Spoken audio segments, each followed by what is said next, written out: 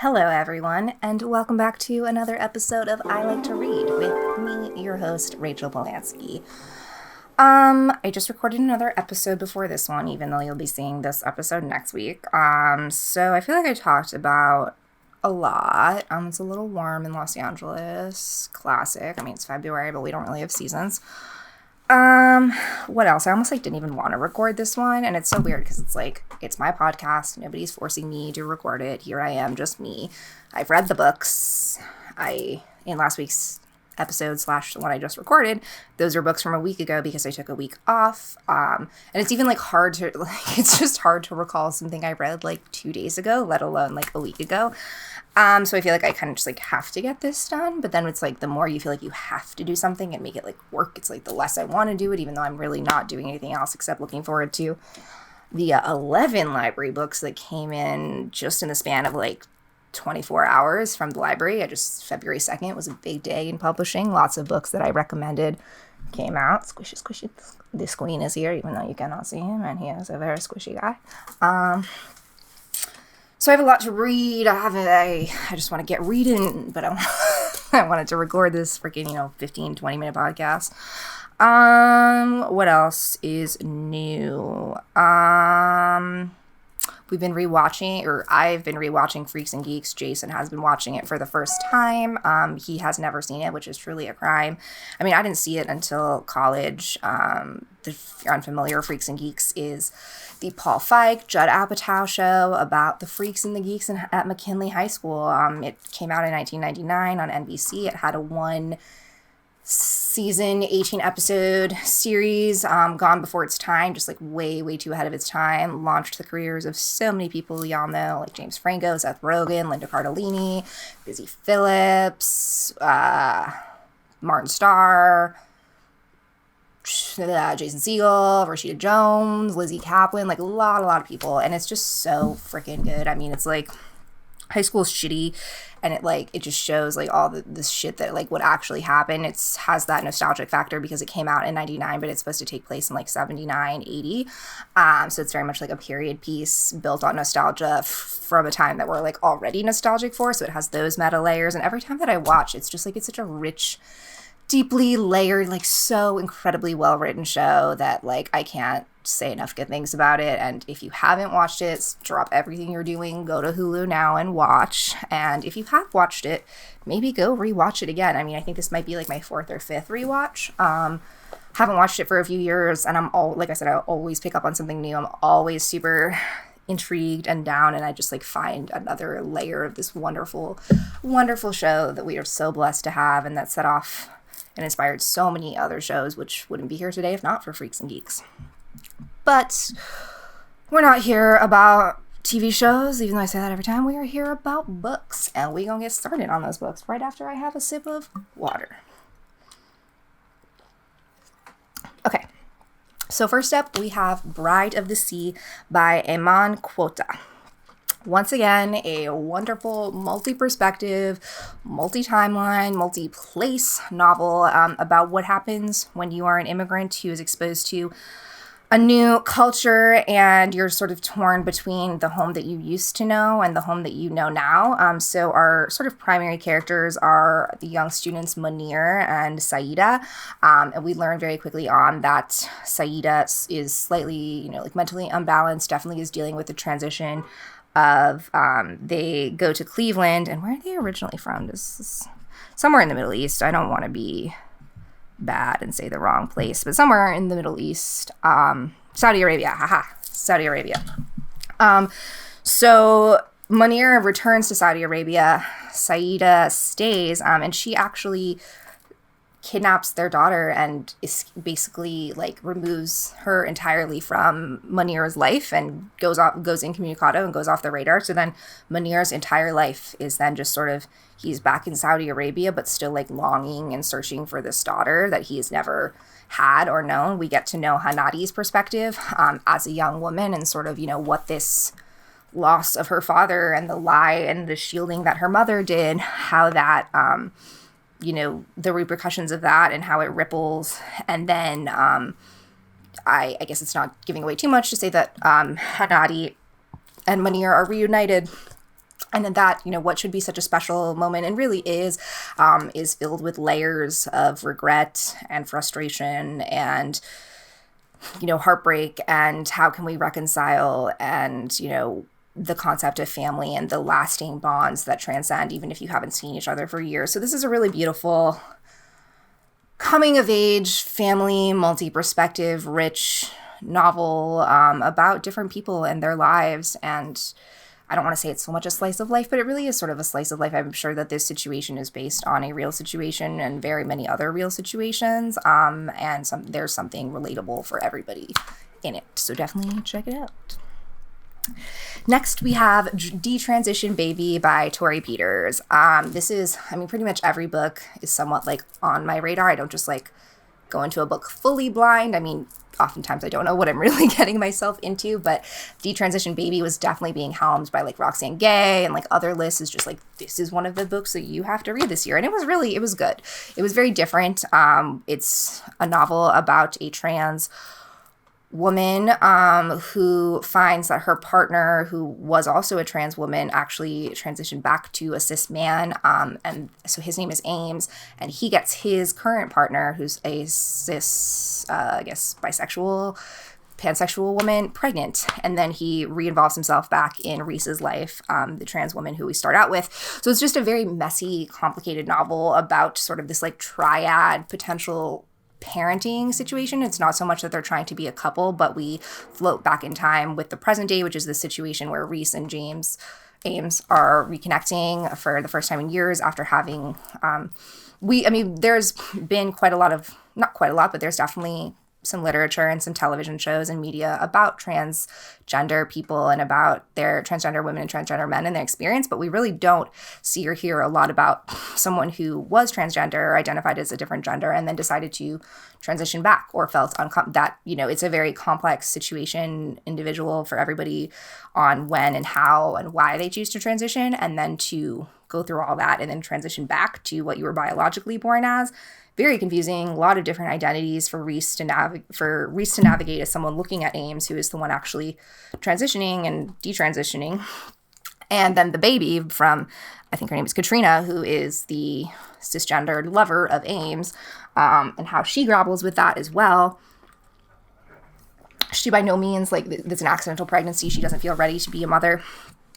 So that's where Reese comes in as sort of, she, as a transgender woman, she is not able to biologically have a child of her own, but has always longed for motherhood and to be a mother. And so this is the perfect chance for her. As you can imagine, things don't go very perfectly. So it's really like we get to see James and, sorry, I keep calling them James. They were born as James and they were like Amy, and then they now are Ames, as back to being, I hate to say like back and forth, but that's really kind of what happened.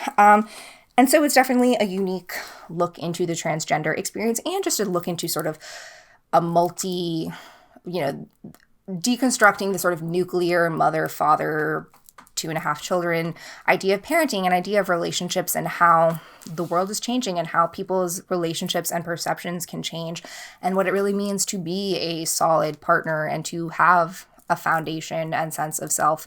So it's just really a great character exploration. It is something unique, but still wholly relatable, and just very well crafted, and the sort of book that just worms its way into your mind and you're like there with them, which is the best kind of book. Like you feel like you are literally a fly on the wall with their relationships and with their situations, especially with the back and forth. Sometimes I know that can be disorienting for people in terms of timelines, but again, like really it feels like you're there, you're part of their relationship, and you really get to know these characters as if they were friends or people that were real and that you knew that happening to you. So that is that. Next we have Homegoing by Yaa Gyasi. So Yaa Gyasi's, this is their first book, and then their more recent book is Transcendent Kingdom, and I think that I've pretty much had a hold on Homegoing, not since then. I talked about that quite a few episodes back, and Homegoing was their first book, and I just had a hold on it, or like had it on my radar. I hadn't gotten a chance to get it from the library until now, and boy, am I glad I did. So Homegoing is a novel that traces the Black experience and traces the experience of what, what is our homegoing, what is our patronage. So it starts literally like 300 years ago in the past in Ghana with our main characters, Effia and Essie, and they're our main characters. But then slowly we learn through every chapter someone related to or in the periphery of the person that we just read about is then going to be explored, and it's some sort of like ambiguous time in the future. Sometimes we jump ahead 20 years, sometimes we jump ahead 50 years. And it's really, it just like, it's sweeping. It's sweeping. It covers so much ground. Like, it covers Ghana, it covers America, it covers all the places in between, and really the homegoing and the history of this one family or these two families, and how people are connected in the experiences that travel with them and stay with them, both physically and mentally, from hundreds of years. So there's the descendants of Ghana, and there's different sort of warring nations that we get to look at. And we spend quite a bit of time in Africa. We also spend quite a bit of time in America with people who are either new to the country or people who have some connection to Ghana. And I don't want to give away too much more of that, but it's really just, I love to read family multi-perspective novels, but especially when everything is so linear in the sense that everything happens for a reason, and it dovetails so wonderfully and piles on top of each other to really create this rich tapestry of an entire homegoing, especially of a fictional family. Like, I'm sure this was influenced in some way, as pretty much any fiction is, by those who are writing it from some personal experiences, but to create this entire 300-year plus lineage of these peoples from nowhere, from literally from the ground up, is really, really rich and fascinating, and definitely a book worth checking out. Next, we have Thin Girls by Diana Clarke. So there's definitely a content warning for anybody who has issues with eating disorders or disordered eating. Just going to put that out there. So if that's sensitive for you, you're going to want to skip ahead or just listen to this and not skip this book. I myself have struggled with eating disorders in the past, and I know especially in middle school and early high school when I was really in the throes of it and dealing with it, anything about anorexia or eating disorders was like, on the one hand, like oddly triggering, because there were things that I was sort of like in denial with about myself, or things that I recognized so much that were like painful to read and see. But also it really helps to see that like I wasn't, this is an extreme version of a girl. We'll get into a sec, of some twins, and one of the twins ends up going to a rehab facility and like literally like starves herself to like 78 pounds. And I was never that bad. I was never like hospitalized or anything. I would just say that I was pretty much on the way to like full-blown anorexia. I wasn't officially diagnosed, but it was definitely like a concern for pretty much everyone in my life. And then I struggled with disordered eating pretty much for the 5 to 7 years after that. And it really took me, and it's continuing to take a long time to like not focus on like every little thing that I eat and count calories and obsess about it. But it's, if you've gone through any sort of disordered eating or have if you know somebody with an eating disorder, you know that it's the sort of thing that while you can certainly overcome it and be cured, it has very, very strong lasting psychological effects that will stay with you for maybe your whole life. So Thin Girls is Diana Clarke's debut novel. At first, this is I love when a book, like I start it and I'm like, I don't know if I'm going to like this. Like, it's probably going to be like a 3-star, like a good one. And then as it progressed, I was like, okay, this is a 4-star. We're definitely talking about this on the podcast. So Rose and Lily are the two twins that we talk about. Rose is our main character. We find her. She is at a mental health facility or a facility eating disorder treatment clinic. And we learn she has a twin sister, and it's, for their whole lives, they were pretty much the same and reveled in that sameness. Especially Rose was incredibly close to Lily. And once right before they started to hit puberty, Lily was kind of starting to embrace her uniqueness and individuality more, while Rose was just trying to cling desperately to that togetherness. So they started to fray where there's an enticing incident with their family, and Lily copes by overeating and Rose copes by starving herself. And this cycle of destruction and dependency, and it quickly becomes obvious, as we know from the beginning, that Rose is hospitalized because of this. But we, again, multi-timeline where we see Rose in the treatment center, which were the parts that were kind of like, I was like, is this another girl interrupted? What are we going to get that's new here? And then it very quickly became this sibling relationship dynamic. It became a very powerful and real portrait of what it is like to deal with an eating disorder, and how easy it is to start out normal and slowly succumb to it. So we get to see the before, the ghost of anorexia past, the ghost of anorexia present, and we do get to see the ghost of anorexia future, because Rose does get out of the treatment center midway through the novel, and that's where it really started to come alive and enrich for me, as we see Rose navigate with the outside world navigate her relationship with Lily, which was so centric to her life before she came to the facility, what she learned or didn't learn in the facility, and how she then takes that to the outside world. And their relationship, like I said, is very, very rich. They're very well developed.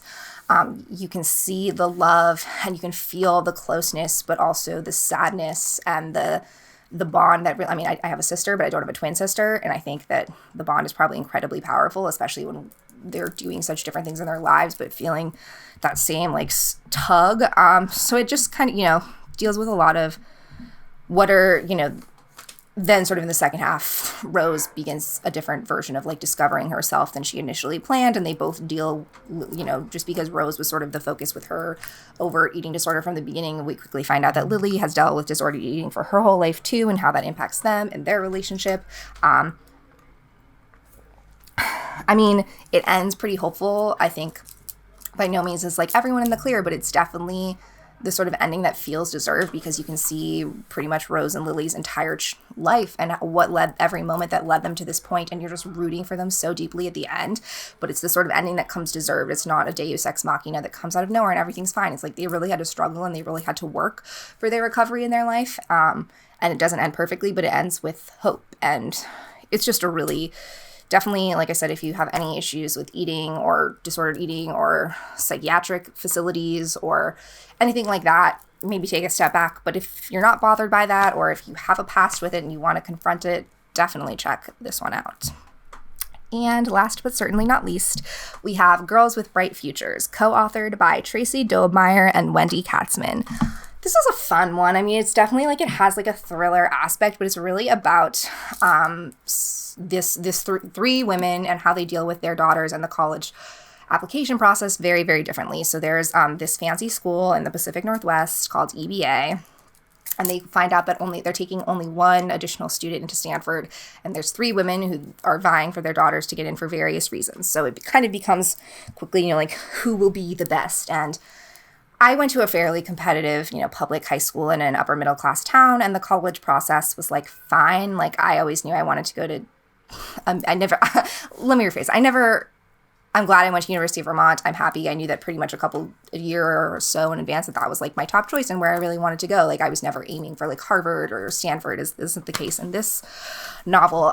So very quickly from the beginning, we find out that one of the girls is injured in a mysterious accident from the beginning. So there's this sense of something dark is coming. And while there's this tongue-in-cheek playfulness to the mother's interactions and how they deal differently with the school and being parents, one's like the super busybody social media mom, one's like the mom who has a ton of money, owns a large business, but can't see that her daughter like doesn't want what she's trying to push to her. And then another one is a mom who's like incredibly hardworking and whose daughter like is the one who probably deserves it the best, but for various reasons like feels like she can't go above her boss's head.